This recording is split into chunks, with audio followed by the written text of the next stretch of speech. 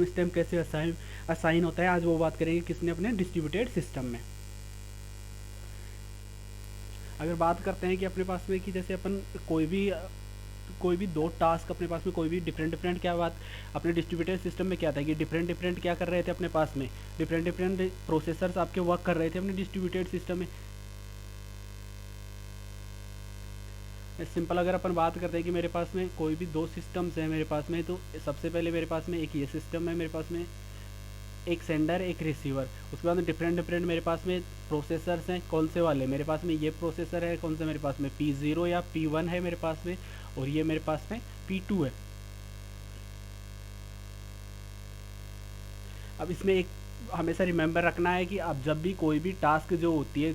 जब भी कोई भी इवेंट टास्क, क्या है बेसिकली अपन यहाँ पे किसकी बात करेंगे, इवेंट्स की बात करेंगे। जो भी अपना इवेंट होगा बेसिकली, जब भी क्या होगा कि वो सेंडर का जो टाइम होगा वो रिसीवर के टाइम से क्या होगा, हमेशा लेस देन होगा आपका। जैसे यहाँ पे P1 क्या है आपका, अगर सेंडर है, इसने जैसे ही कोई रिप्लाई सेंड की है, तो ये वाला जो टाइम होगा, जो P1 का टाइम होगा, वो क्या होगा आपका, P1 always less than to P2 होगा आपका। इसके लिए अपन एक एल्गोरिदम की बात करेंगे जो आपके एग्जाम में आती है, उसको ध्यान से स्टडी करना है। लैम्पोर्ड एल्गोरिदम है जो कि ऑलवेज आपके एग्जाम में आती है, वो लैम्पोर्ड एल्गोरिदम। तो बेसिकली अपन क्या करेंगे इसमें कि अपने पास में ये हमेशा रिमेंबर होना चाहिए कि जो अपने पास में जो टाइम होगा इसमें बाय डिफ़ॉल्ट कहाँ से स्टार्ट होगा, यहाँ पे अगर 0 है तो आपकी जो भी फर्स्ट आपके किसी भी प्रोसेसर पे आपके नंबर ऑफ प्रोसेसर्स कितने हो सकते हैं, आपके पास में n नंबर ऑफ प्रोसेसर्स हो सकते हैं आपके किसी भी सिस्टम में। वो डिफरेंट टास्क उनकी हो सकते हैं। डिफरेंट टास्क क्या है, बेसिकली आपके इवेंट्स है जो कि आप कैसे एग्जीक्यूट होंगे, एज ए इवेंट एग्जीक्यूट होंगी आपकी जो भी नंबर ऑफ टास्क होंगी आपके पर्टिकुलर सिस्टम में। अब इसके बाद में पर्टिकुलर जितने भी आपके नंबर ऑफ प्रोसेसर्स होंगे उनका जो स्टार्टिंग टाइम होगा वो क्या होगा, जैसे 0 से स्टार्ट होगा। जब भी उसकी फर्स्ट टास्क या फर्स्ट इवेंट एग्जीक्यूट होगा उसका टाइम क्या होगा, आपको क्या एग्जीक्यूट करना है, आपको वो अज्यूम करना है 1, आपको बाय डिफ़ॉल्ट क्या होगा, वो 1 होगा। और जैसे जैसे उसकी टास्क क्या होगी, जब तक किसी भी प्रोसेसर पे कोई इनकमिंग नोड नहीं होगी, इनकमिंग नोड क्या होगी बेसिकली, कोई भी इसके पास में कोई भी सेंडर इसके पास में कोई भी रिक्वेस्ट जब तक सेंड नहीं करेगा तब तक उसमें क्या हो जाएगा, आपके +1 आपके जो भी आपके इवेंट्स होंगे उनमें क्या इंक्रीज होता जाएगा, आपके पास में +1 टाइम क्या हो जाएगा, आपके पास में इंक्रीज होता जाएगा आपके आगे एंड आगे। एट्स ऑल आपके इंक्रीज बाई 1 होगा आपके। सिंपल कि जैसे मेरे पास में यहाँ पे मेरे यहाँ से स्टार्ट की मैंने कोई भी टास्क थी, यहाँ पे कोई इनकमिंग नहीं है इस नोड पे, यहाँ भी कोई इनकमिंग नहीं है, यहाँ भी कोई इनकमिंग नहीं है, बट इनकमिंग नहीं है लेकिन उसके बाद भी कोई टास्क इसकी हो सकती है बेसिकली। तो इसमें क्या होगा, +1 आपका चलेगा। और ये हमेशा रिमेंबर रखना कि जो भी आपका रिसीवर होगा उसका टाइम क्या होगा, ऑलवेज उसका जो टाइम होगा, क्लॉक टाइम होगा, वो क्या होगा आपके पास में, वो ग्रेटर होगा किसके, सेंडर से। कि बेसिक अपन बात करते हैं कि जब आप कोई भी मैसेज आप टाइप करते हो बेसिकली, आपके जैसे आपने व्हाट्सएप पे कोई मैसेज किया है या फिर आपने टेक्स्ट कोई मैसेज किया है किसी को, अगर आप मैसेज सेंड कर रहे हो तो आपके पास में अगर कोई भी टाइम है आपके पास में 11:01 है या कुछ सेकंड्स हैं, तो उसके ऊपर जब वो रिसीवर के पास सेंड होगा मैसेज, रिसीवर को रिसीव होगा मैसेज, तो उसका टाइम डिफरेंट होगा या एज इट इज़ टाइम रहेगा जो आपने सेंड किया था, उसमें टाइम में कुछ डिफरेंस होगा कि जिस टाइम में वो ट्रेवल कर रहा है बेसिकली वो टाइम स्टैम्प में आएगा आपका बेसिकली। तो बेसिक कॉन्सेप्ट समझ में आ गया कि बेसिकली आपका जो टाइम स्टैम्प है वो बेसिकली है क्या, कैसे वर्क करेगा इसमें।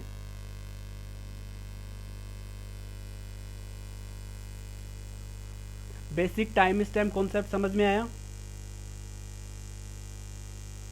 या बेसिकली यही है कि अपने पास में जो सेंडर का टाइम होगा वो लेस देन होगा किसके टाइम से, रिसीवर के टाइम से। और जब हम लैम्पोर्ड एल्गोरिदम की या कोई भी एल्गोरिदम की बात करते हैं, टाइम की बात करते हैं, तो जो टाइम स्टार्ट होगा वो बाय डिफ़ॉल्ट 1 से स्टार्ट होगा और वो इंक्रीज होगा किसमें, 1 एंड 1 में वो इंक्रीज होता जाएगा आपके जैसे जैसे इवेंट एग्जीक्यूट होगा वो इंक्रीज होता जाएगा। और वो अपन बात करेंगे कि कैसे आपके कोई भी एल्गोरिदम के थ्रू लैम्पोर्ड एल्गोरिदम अपन यूज़ करके कैसे अपने पास में जो सेंडर का टाइम है अगर वो मिनिमम उससे लेस देन है, आपके रिसीवर का टाइम सेंडर से लेस देन है, तो अपन उसको कैसे चेंज करते हैं बेसिकली कि जो उसमें मैक्सिमम टाइम होगा इवेंट का उसमें क्या करेंगे अपन +1 करेंगे, क्योंकि 1 क्या है अपना बाय डिफ़ॉल्ट टाइम, एक टाइम स्टैम्प है जो किस में होगा आपके पास में बाय डिफ़ॉल्ट होगा। और वो आपके पास में जो भी इंक्रीज होगा आपके टाइम फ्रेम में वो क्या होगा, 1 एंड 1 एंड 1। उसके लिए अपन लॉजिकल क्लॉक्स का यूज़ करते हैं क्योंकि इसमें लॉजिकल क्लॉक्स का यूज इसीलिए करते हैं क्योंकि जब हम फिजिकल क्लॉक्स का यूज़ करते हैं तो इनकेस अगर अपने पास में number of processor N number of processor किसी भी डिस्ट्रीब्यूटेड सिस्टम में वर्क कर रहे हैं, तो उस कंडीशन में क्या होगा कि जब अपन किसी भी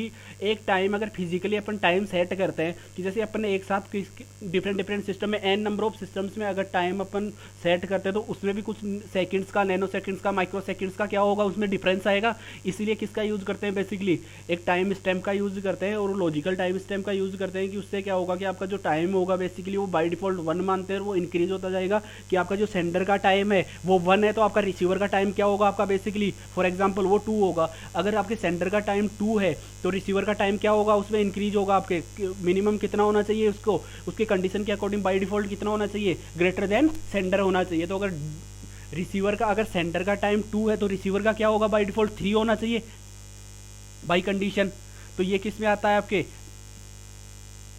लॉजिकल क्लॉक्स में। कि अपन ये जो मैंने अभी तक आपको बताया कि फिजिकल क्लॉक्स में क्या होता है आपके पास में कि जो अपन टाइम जो सेट करते हैं उसमें क्या होगी, कुछ सेकंड्स का क्या होता है, उसमें एक टाइम फ्रेम में उसमें चेंजेस होते हैं कि आपके जो डिफरेंट आपके नोड्स पे आपके फिजिकल क्लॉक्स है उनमें जो टाइम्स होगा उनमें कुछ डिफरेंस आता है। इसीलिए जब भी अब कोई मैसेज अगर अपन सेंड करते हैं तो उसमें भी क्या होता है, कुछ डिफरेंस होता है, तो वो मेंटेन होके चलता है उसमें। तो इसलिए किसका यूज़ करते हैं, आपके फिजिकल क्लॉक से ज़्यादा इफेक्टिव नहीं थी तो इसके लिए किसका यूज़ किया, लॉजिकल क्लॉक्स का यूज़ किया। लॉजिकल क्लॉक्स में मैंने बताया कि आपको क्या उसमें बाई डिफॉल्ट 1 मानते हैं और उसके बाद में क्या करते हैं +1 and +1। Each system maintains it is own local clock. आपके each and every system maintain क्या करेगा, आपकी एक लोकल क्लॉक मेंटेन करके चलता है। उससे क्या होगा, आपके पास में no total ordering of events, no concept happened when. इसमें आपका क्या होगा कि जो भी आपके पास total number of orders, event के ऑर्डर्स होंगे आपके पास में वो इनफाइनेट हो सकता है कि कितने भी आपके पास में जो भी, जब तक आपके पास में, मैंने बताया कि जब तक कोई भी आपके पास में कोई किसी भी अगर किसी भी प्रोसेसर पे आपके पास में कोई इनपुट नोड नहीं होगी जब तक, तब तक क्या होगा उसमें आप +1 कर सकते हो। और जैसे ही कोई इनपुट नोड होगी उसके पास में कोई इनपुट मैसेज होगा, उसमें जैसे ही कोई इनपुट आपकी इनकमिंग नोड होगी तो उस कंडीशन में क्या यूज़ करना है अपने को लैम्पोर्ट एल्गोरिदम के थ्रू क्या डिफाइन करना है, उसका टाइम क्या होगा बेसिकली। अगर बात करता हूँ यहाँ से मैंने 0 से स्टार्ट किया, ये मेरे पास में यहाँ पे क्या है, मेरे पास में ये यहाँ पे इनकमिंग नोड है तो मैं इसको डिफाइन नहीं कर सकता। अब यहाँ से मेरे नोड कोई भी जा रही है, यहाँ से अगर आउटगोइंग नोड है तो उसका कोई इफेक्ट नहीं होगा। आपके पास में +1 कर सकते हो आप डिफरेंट इवेंट्स के लिए। लेकिन जैसे इनकमिंग नोड होगी किसी भी नोड पे तो उसको कैलकुलेट करना होगा। जैसे यहाँ पे मेरे पास में 1 है, यहाँ से कोई भी मेरे पास में टाइम स्टैम्प गया यहाँ से, अब ये क्या हो रहा है, आपके 1 है यहाँ पे 0 था, यहाँ पे वैसे क्या होगा, अगर मैं बात करूँ 1 + 1 की तो 1 होगा। अब 1 एंड 1 में से आपके मैक्सिमम क्या है, आपका 1 है, आपका दोनों इक्वल है। तो उस कंडीशन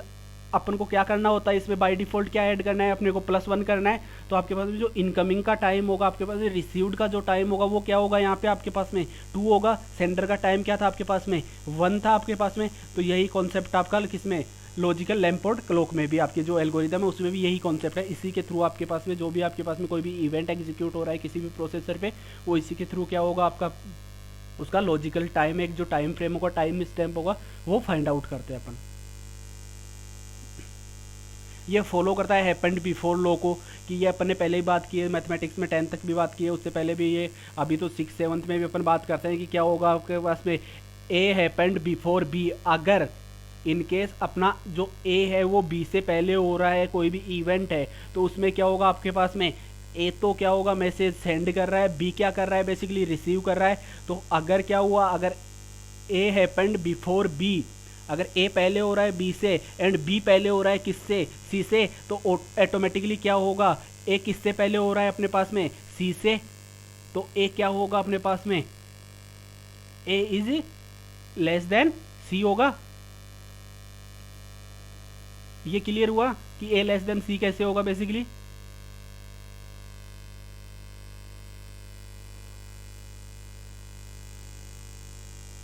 ओके, कि अपने पास में जो भी सेंडर होगा उसका टाइम क्या होगा, लेस देन होना चाहिए रिसीवर से। ये बेसिक कॉन्सेप्ट है इसका, अपने लॉजिकल क्लॉक्स का और लैम्पोर्ट एल्गोरिदम का।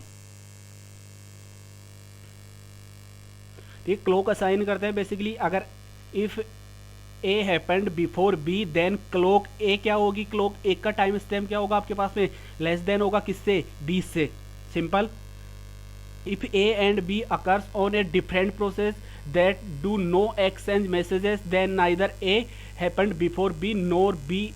happened before A are true. क्या हो रहा है कि अगर मेरे पास में डिफरेंट डिफरेंट प्रोसेस है, अब डिफरेंट डिफरेंट प्रोसेस पे मेरे पास में कोई भी टास्क एग्जीक्यूट हो रही है, मेरे पास में ये डिफरेंट डिफरेंट इवेंट्स यहाँ पे एग्जीक्यूट हो रहे हैं, अगर ये यहाँ से कोई भी मैसेज क्या नहीं हो रहा है, पास नहीं हो रहा है, तो ये क्या नहीं करेंगे, ना ए बी पे इफेक्ट करेगा ना बी ए पे इफेक्ट करेगा। इनकेस अगर ये क्या नहीं होंगे, एक दूसरे से इंटरफेयर नहीं करते, मेरे पास में ये P1 प्रोसेस है, ये मेरे पास में P2 है,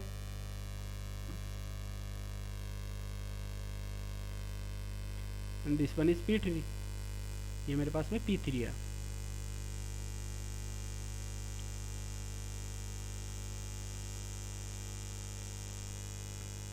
अगर मेरे पास में यहाँ से कोई इनकमिंग नोड है और वो कहाँ पे जा रही है, मेरे पास में P2 पे जा रही है, और यहाँ से मेरे पास में इनकमिंग नोड है वो कहाँ पे जा रही है, ये भी P2 पे जा रही है। तो अपन अगर सिंपल लॉजिकल क्लॉक में एक टाइम स्टेप डिफाइन करते हैं तो यहाँ से क्या स्टार्ट करेंगे, फर्स्ट वन बाय डिफॉल्ट क्या होगा, 1 होगा आपका,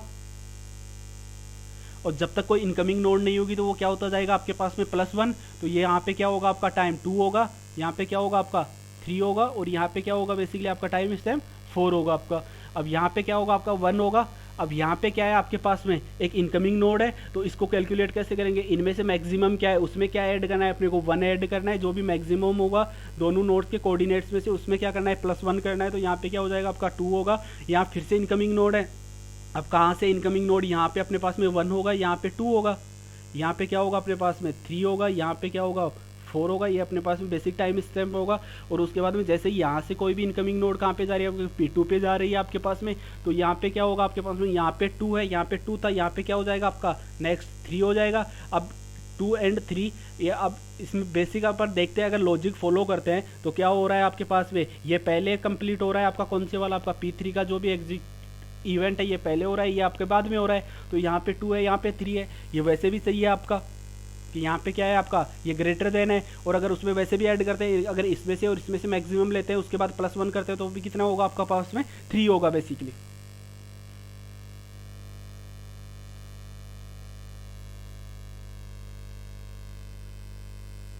ठीक है, जो मैंने अभी तक बताया है कि 3 systems P0, P1 and P2 है, events A, B and C execute हो रहे हैं, लोकल इवेंट्स काउंटर करता है किसमें आपके ईच एंड एवरी सिस्टम में, और सिस्टम कम्युनिकेट ओकेशनली आपके पास में जब मैसेज शेयर होते हैं, मैसेज पासिंग होते हैं कम्युनिकेट करने के लिए, केवल कब कम्युनिकेट करते हैं, जब उनको इन्फॉर्मेशन की रिक्वायरमेंट होती है। अब यहाँ पे इवेंट काउंटिंग की बात करते हैं तो कैसे काउंट होगा, बेसिकली मैंने अभी तक आपको यही बताया, आपको सिंपल आपके पास में P1, P2, P3 तीन प्रोसेस हैं आपके डिस्ट्रीब्यूटेड सिस्टम में। मेरे पास में ए क्या हो रहा है कि टाइम क्या है इसका 1 है, उसके बाद में 2 है, उसके बाद में क्या है यहाँ पे इनकमिंग नोड है, बट क्या है इसमें मेरे पास में जो इनकमिंग नोड है तो मैं इसका टाइम कैसे कैलकुलेट करूँगा, बेसिकली यहाँ पे अगर मैं वैसे एक सिंपल अपन कॉन्सेप्ट के थ्रू चलते हैं 3, 4, 5 एंड 6, ठीक है, और उसके बाद में जैसे ही यहाँ पे P2 पे मेरे पास में फर्स्ट कौन सा है, मेरे पास में G फर्स्ट है मेरे पास में, उसके बाद में H I है, और यहाँ पे P3 पे अगर बात करूँ तो मेरे पास में क्या होगा J है, J पे 1 है मेरे पास में, यहाँ पे 2 है, यहाँ पे बट इनकमिंग नोड है आपकी। तो आपके पास में अगर सिंपल अपन ने कॉन्सेप्ट की बात की है तो इसमें से आपके पास में बैड काउंटिंग्स कौन कौन सी है, अगर अपन सिंपल अगर काउंट करते हैं इसमें से बैड काउंटिंग्स कौन कौन सी होगी अपने पास में, जिसका कि टाइम अपने जो अभी तक अपन ने स्टडी किया उसके अकॉर्डिंग नहीं है, कौन कौन से इवेंट्स आपके बैड इवेंट्स होंगे आपके पास में।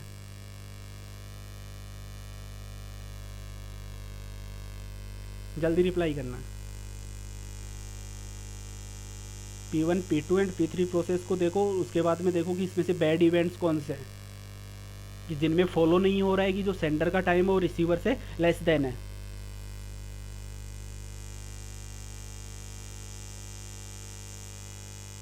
कौन कौन से इवेंट्स बैड इवेंट्स में काउंट होंगे यहाँ पे।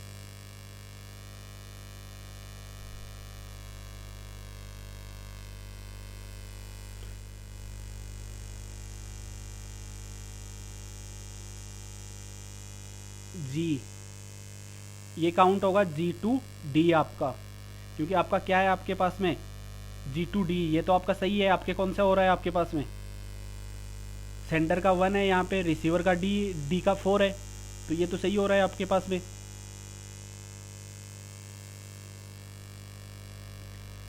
E2H आपके क्या हो रहा है आपके पास में, E आपका सेंड कर रहा है, इवेंट ई क्या कर रहा है आपका, यहाँ से ये सेंडर है, इवेंट ई आपका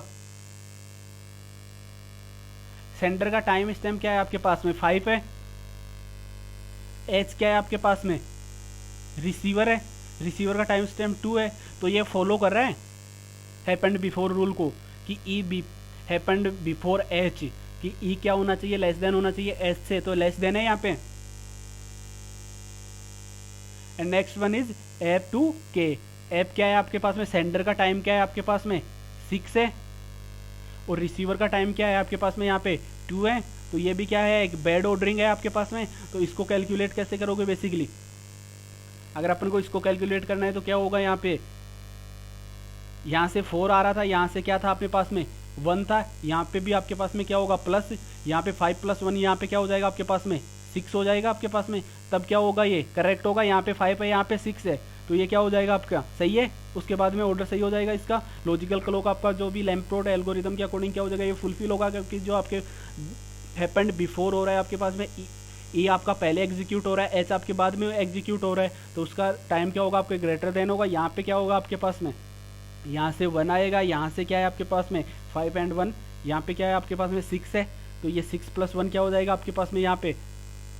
अगर सिंपल बात करूँ तो कितना हो जाएगा मेरे पास में 7 हो जाएगा। तो 6 and 7 ये भी सही एग्जीक्यूट हो जाएगा आपके पास में।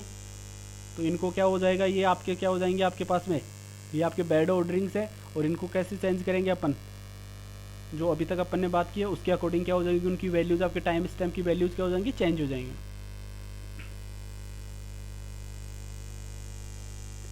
जितने भी मैसेजेस हैं वो कैरी करते हैं टाइम स्टैम्प वो द सेंडर क्लॉक का। व्हेन मैसेज अराइव्स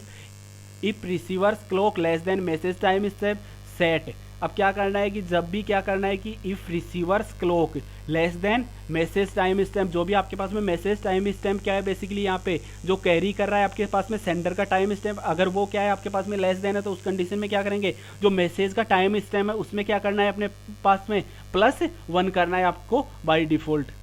ये आपको याद होना चाहिए हमेशा, आपको क्या करना है उसमें +1 करना है। इसके ऊपर आपके पास में एग्जाम्पल आता है आपके एग्जाम में, इसके पास में न्यूमेरिक आता है आपके पास में। ऐसा ही आपके पास में एग्जीक्यूट होगा कि आपको कैसे एग्जीक्यूट होंगे पर्टिकुलर इवेंट्स, वो आपको फुलफिल करना है, आपको सॉल्व करना है उसको। उसमें क्या करना है आपके पास में, अगर रिसीवर का टाइम है वो लेस देन है मैसेज टाइम स्टैम्प से, यहाँ पे मैसेज टाइम क्या है स्टैम्प क्या है आपके पास में, मैसेज टाइम स्टैम्प क्या है आपके पास में, सेंडर्स क्लॉक का जो भी टाइम है वो क्या है मैसेज टाइम स्टैम्प है। मैसेज टाइम स्टैम्प में क्या करना है अपने को +1 करना है। इनकेस अगर ऐसा नहीं है आपके पास में ग्रेटर है वो टाइम, अगर ये वाला ग्रेटर है यहाँ पे, तो आपको क्या नहीं, आपको कुछ नहीं करना है उसमें, जैसा हो रहा है उसमें सेम एज इट इज आपको मेंशन करना है।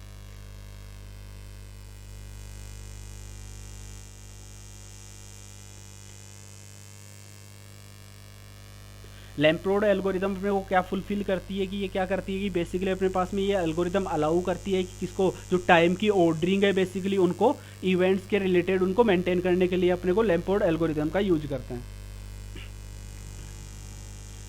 यही था अपना एग्जाम्पल जो अभी अपन ने बात की थी 1 2 3। जैसे ही मैंने क्या बोला था, अगर इनकमिंग नोड नहीं है तो आप +1 करते जाओ। यहाँ पे इनकमिंग नोड है बट यहाँ पे क्या है अपने पास में 1 है, यहाँ पे 2 है अपने पास में, तो ये 2 + 1 क्या हो जाएगा, यहाँ पे 3 हो जाएगा। और अपने पास में 3 है, यहाँ से फिर इनकमिंग नोड है, यहाँ से 1 आपका इनकमिंग है, बट यहाँ पे क्या है अपने पास में पहले से ही 4 है, यहाँ पे हम 3 + 1 कर सकते हैं तो भी क्या होगा अपने पास में यहाँ पे 4 होगा। तो अपने पास में क्या आएगा, यहाँ पे ये 4 हो गया, यहाँ पे 5 है, ये अपने पास में बैड ऑर्डरिंग थी, तो अपन ने अभी क्या फाइंड आउट किया था, यहाँ पे 6 वैल्यू फाइंड आउट की थी अपने अभी लास्ट एग्जाम्पल में। सेम एग्जाम्पल है आपका, यहाँ पे 6 होगा, यहाँ पे क्या होगा अपने पास में 7 होगा आपके पास में। और ये बेसिकली क्या है, ए क्या है आपका, बी क्या है, बेसिकली ये क्या है आपके इवेंट्स हैं, और ये किस पे डिफरेंट प्रोसेसर पे क्या हो रहे हैं आपके एग्जीक्यूट हो रहे हैं आपके। तो इनको एक टाइम ऑर्डरिंग में प्रॉपर टाइम ऑर्डरिंग मेंटेन करने के लिए किसका यूज़ किया जाता है, लैम्प्रोड एल्गोरिदम का यूज़ किया जाता है। अब एल्गोरिदम क्या प्रोवाइड कर, algorithm needs monotonically increasing software counter incremented at the least when events that need to be time stamped occurs. Each event has a Lamport time stamp attached to it for any 2 events where A happened before B. अगर जब भी क्या होगा अपने पास में A पहले execute हो रहा है B से, तो उस कंडीशन में अपन क्या मेंशन करते हैं, एल क्या है अपने पास लैम्पोर्ट एल्गोरिदम है। अगर यहाँ पे अपन इसको अगर टाइम स्टैम्प में मेंशन करेंगे तो क्या कर सकते हैं, यहाँ पे अपन टी मेंशन कर सकते हैं,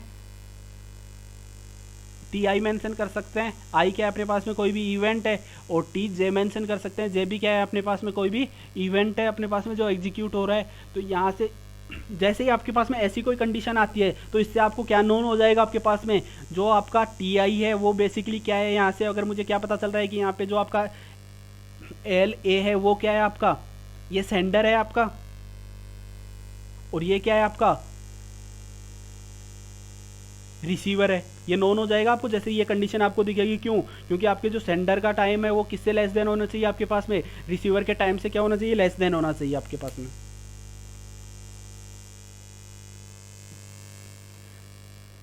अगर अपन बात करते हैं वेक्टर में कि अगर आपके पास में क्या है कि नंबर ऑफ प्रोसेसर्स क्या है आपके पास में ग्रेटर देन 2 है, तो उस कंडीशन में क्या होगा आपके पास में कि जो भी सेंडर और रिसीवर के जो टाइम्स होंगे वो कैसे कैलकुलेट होंगे आपके पास में, वो भी उसी के अकॉर्डिंग कैलकुलेट होंगे कि जिस नोड के थ्रू क्या कर रहे थे अपन अभी, जो आपका प्रोसेसर P1 P2 P3 है, बट जिस नोड से आपके पास में मैसेज रिसीव हो रहा है, सेंड हो रहा है, वो उन्हीं के अकॉर्डिंग P1 एंड P2 अगर कम्युनिकेट कर रहे हैं तो उनके अकॉर्डिंग आपका टाइम स्टैम्प कैलकुलेट होगा, और अगर P2 P3 कम्युनिकेट कर रहे हैं तो उनके अकॉर्डिंग आपका टाइम स्टैम्प कैलकुलेट होगा। सेम प्रोसेस फॉलो होगा अगर P1 P2 P3, उसमें अगर P1 और P3 आपके पास में कम्युनिकेट कर रहे हैं तो उनका जो टाइम स्टैम्प होगा वो क्या होगा आपके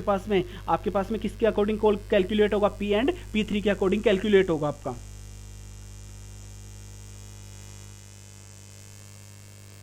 मेरे पास में ए है, बी है, सी है, डी है, वो सेम एज इट इज़ है। उसके अलावा मेरे पास में जी है, एच है, आई है, जे एंड के है मेरे पास में। तो पर्टिकुलर मेरे पास जो भी टाइम सिस्टम है जैसे रिसीव हो रहे हैं उसी के अकॉर्डिंग क्या करूंगा, मैं उनको फाइंड आउट करूंगा। उसके पास में जो भी मेरे पास में सबसे पहले मैंने क्या बोला, बाय डिफॉल्ट 1 होता है, उसके बाद में +1 अपन करते जाएंगे, उसके पास में +1 एंड। और उसके बाद में अगर कोई भी आपके पास में सेंडर और रिसीवर के टाइम में अगर वो लेस देन वाली कंडीशन को फुलफिल नहीं करता तो उस कंडीशन में क्या होगा आपके पास में +1 होगा। दोनों में जो भी आपके पास में वहाँ पे रिसीवर एंड होगा उसमें जो मैक्सिमम होगा उसमें क्या करना है अपने को, +1 करना है अपने को।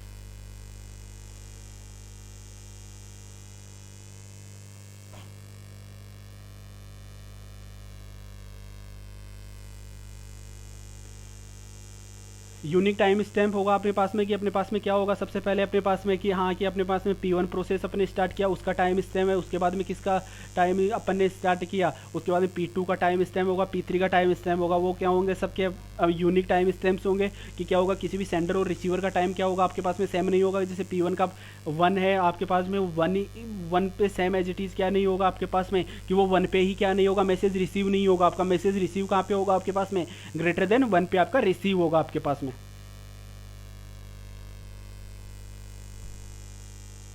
अगर T I represents local Lamport time stamp, I represents the process number basically globally unique है आपके पास में, होस्ट एड्रेस और प्रोसेस आईडी बेसिकली किसमें होती है आपके पास में, जो भी आपका इवेंट हो रहा है उसमें बेसिकली। अगर मैं बात करूँ यहाँ पे टी आई आपके फर्स्ट क्लॉक है, वो इसमें क्या है आपके पास में कोई भी इवेंट आई है, ये क्या है आपका सेंडर है, ये आपका रिसीवर है आपके पास में, तो ये क्या होगा इसमें पास में लेस देन होगा। तो इसके अकॉर्डिंग अपन क्या बोल सकते हैं कि आपका जो टी आई है वो लेस देन है किससे, टी जे से। और आपके क्या हो सकते हैं आपके पास में T I and T J, and आपका आई एंड जे क्या है, आपका आई क्या है यहाँ पे आपके पास में, ये भी क्या होगा, इसका भी टाइम स्टॉप लेस देन होगा। जैसे बेसिकली ये क्या है आपके आई एंड जे क्या है आपके बेसिकली इवेंट्स हैं आपके,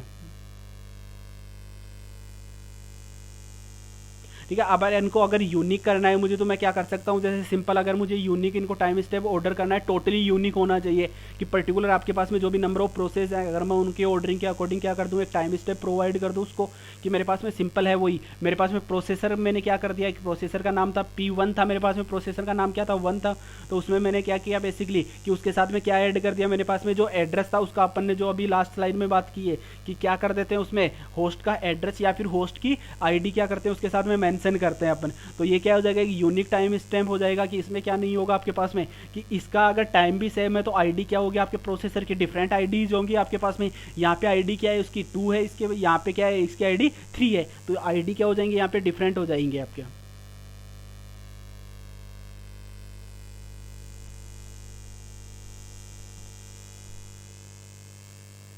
इफ एल ई क्या है आपका इवेंट है और एल ई भी क्या है आपका इवेंट है, कैन नॉट कंक्लूड दैट ई अगर पहले फंड किससे हो रहा है आपके ई से, आपके जैसे अपन वहाँ पे क्या बात कर रहे थे ए एंड बी की बात कर रहे हैं, तो यहाँ पे ई एंड ई डैश क्या है आपके ए एंड बी है बेसिकली आपके पास में। अब वो रूल्स जो अपन ने अभी तक बात की हो तो वो कैसे फॉलो होते हैं आपके पास में, जो अभी तक मैंने बताया ये सिंपल क्या है, आपके वेक्टर क्लॉक के रूल्स हैं बेसिकली। आई एंड जे क्या है आपके 0 4 आई जे, आप किससे स्टार्ट होगा, 1 से स्टार्ट होगा, कहाँ तक जाएगा, एन तक जाएगा, +1 +1 +1 उसमें करते जाएंगे। ये आपकी बेसिक एल्गोरिदम के लिए आपका एज ए एल्गोरिदम भी है आपकी। जैसे ही मैसेज, जिसका मैसेज सेंडर होगा उसका क्या होगा, आपका टाइम स्टैम्प क्या होगा, लेस देन होगा रिसीवर से। और क्या होगा, वो मैसेज जैसे ही रिसीव करेगा उसके बाद में उसका क्या हो जाएगा, जो भी आपका एलिमेंट रिसीव होगा वो क्या हो जाएगा, उसमें एक्टवर्स में हाई वैल्यूज उसकी इंक्रीज होती जाएगी। मैक्सिमम क्या होगा, अपन ने जो मैंने अभी बताया था आपके पास में दोनों क्लॉक्स के जो टाइम्स होंगे आपके इवेंट्स के, बेसिकली उसमें क्या करेंगे, जो भी मैक्सिमम है उसको लेंगे, मैक्सिमम में क्या करेंगे +1 अपने को ऐड करना है बेसिकली।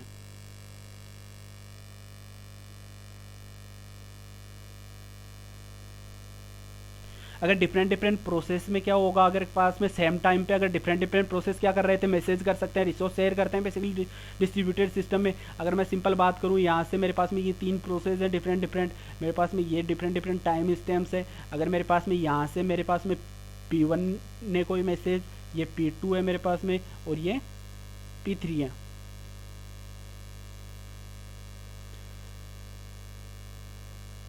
अगर इसकी रिक्वेस्ट यहाँ से इसने रिक्वेस्ट की, टाइम स्टैम्प क्या था इसका, रिक्वेस्ट का टाइम स्टैम्प अगर 1 है, और यहाँ से इसने रिक्वेस्ट की P2 ने, इसके भी टाइम स्टैम्प क्या है आपका, सेम की है, सेम टाइम पे इसने भी रिक्वेस्ट की है, इसने भी रिक्वेस्ट की है। तो इस कंडीशन में ये कौन से आ जाएगी, जब इनको अपन क्या करेंगे बेसिकली, ये आपके कॉन्करेंट इवेंट्स में आते हैं बेसिकली, कि क्या कर रहा है, सेम टाइम पे क्या कर रहे हैं, रिसोर्स एक्सेस कर रहे हैं। तो इसका इफेक्ट आपके मैसेज पासिंग में भी नहीं होगा, कि आपकी जो रिजल्ट होगा वो एज इट इज होगा। आपकी जो भी इवेंट्स आपके, जो अभी तक अपन ने बात की है कि कैसे आपके टाइम कैलकुलेट होता है, वो एज इट इज वैसे ही वर्क करेगा आपका। सिंपल अगर हम अपन वेक्टर्स में बात करें तो वेक्टर्स में बेसिकली क्या करना है, अपने जो अपन पिक्सल्स अपन कैलकुलेट करते हैं, जैसे पिक्सल्स अपन लेते हैं, जैसे पिक्सल्स लेते हैं या फिर भी कोई भी कोऑर्डिनेट्स लेते हैं अपने पास में। यहाँ पे क्या है अपने पास में, अगर मैं इनको मान के चलूँगी, जैसे अपन X Y and Z coordinates लेते हैं तो वैल्यूज़ क्या होती हैं उनकी, स्टार्टिंग वैल्यूज 0 0 0। अभी तक भी अपन क्या ले रहे थे, यहाँ पे 0 0 0 काउंट कर रहे थे यहाँ पे स्टार्टिंग में। तो यहाँ पे क्या होगा कि आपके जो क्या कर रहे हैं कि यूनिक कोडिंग कर रहे हैं, इसके लिए यूनिक अगर टाइम स्टैम्प प्रोवाइड करेंगे तो वेक्टर में क्या होगा कि एक वेक्टर की वैल्यूज़ लेते हैं यहाँ पे। अगर जैसे ही मैं यहाँ पे 1 की बात करूँगा तो यहाँ पे मेरे पास में ये क्या है, मेरे पास में यहाँ पे ये मेरे पास में P1 है, ये P2 की वैल्यू है मेरे पास में, ये P3 की वैल्यू है मेरे पास में। तो क्या करना है बेसिकली, अगर जैसे 1 पे बात करता हूँ तो यहाँ पे किसकी वैल्यू आपकी इंक्रीज होगी, आपके पास में केवल आपके P1 की होगी। P1 की आपकी वैल्यू क्या हो जाएगी, यहाँ पे 1 होगी। यहाँ पे ये क्या रहेगी आपकी 0 एंड 0। ये क्लियर है कि ये वैल्यूज कैसे असाइन हो रही हैं आपकी टाइम स्टैम्प पे इन वेक्टर्स में।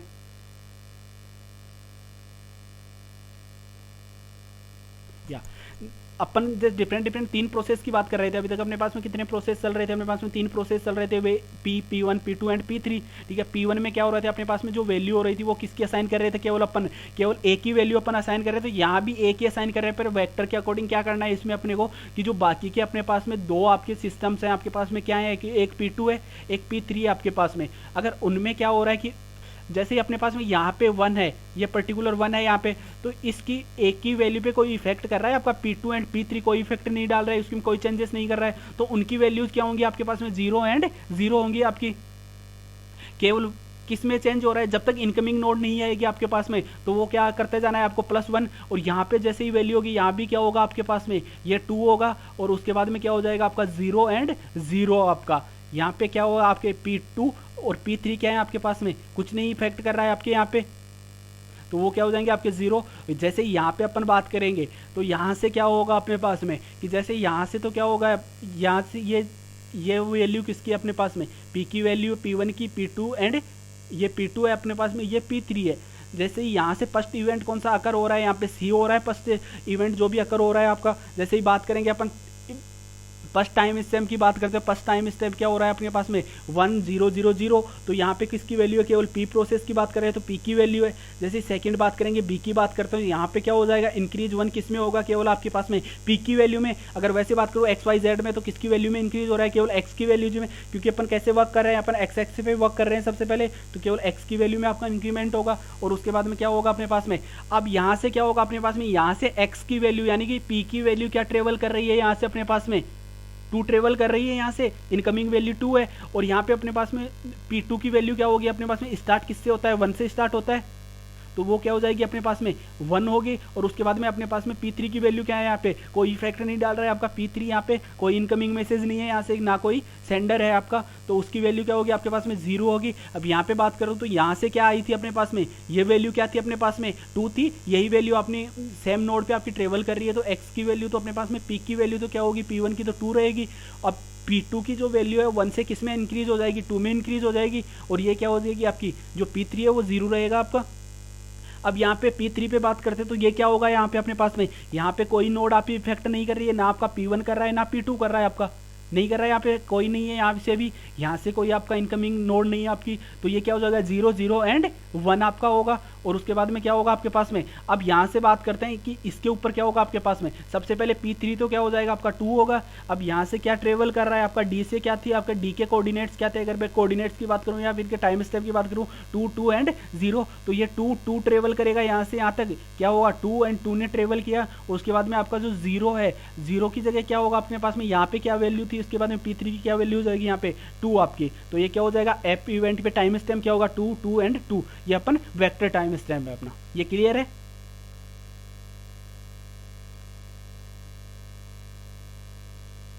अब मैं कंकरेंट प्रोसेस की बात कर रहा था, क्या हो रहा है कि सिंपल अपने पास में सेम टाइम स्टैम्प के अगर आपके क्या डिफरेंट टाइम प्रोसेस वर्क कर रहे हैं तो उनमें तो एक दूसरे में सेम टाइम पे क्या हो सकती है आपके पास में प्रोसेस के बीच में मैसेज पासिंग हो सकती है, रिसोर्स शेयर हो सकते हैं कि जैसे यहाँ पे x की वैल्यू 1 है और 1 में ही कौन कर रहा है आपके पास में, यहाँ भी y भी किस पे कर रहा है 1 पे, आपका P3 भी किस पे कर रहा है 1 पे, तो ये इवेंट्स कौन से हो जाएंगे आपके कॉन्करेंट इवेंट्स जो अपन ने अभी लास्ट बात की है। उसके बाद में 2 पे सेम है आपके कौन से हो जाएंगे आपके कॉन्करेंट इवेंट्स, ये क्या होंगे बेसिकली एक दूसरे के साथ में कंकरेंट सेम टाइम पे क्या कर रहे हैं, ये मैसेज पासिंग कर रहे हैं अपने। ये जो मैंने अभी तक बताया कि टोटल इवेंट्स कैसे होंगे आपके, ए अगर पहले हैपेंड हो रहा है किससे 20 से, तो ए क्या होगा आपका लेस देन होगा हमेशा आपके पास में। और आपकी जो कॉन्करेंसी है बेसिकली, कॉन्करेंसी में मैंने आपको अपन ने कॉन्करेंसी की स्टडी की थी जब पढ़ा था, उसमें तो अपन ने क्या बात की थी, आपकी कॉन्करेंसी क्या होती है, ट्रांसपेरेंस कॉन्करेंसी होती है, लोकेशन होती है आपकी माइग्रेशन होती है, तो वो क्या नहीं करते आप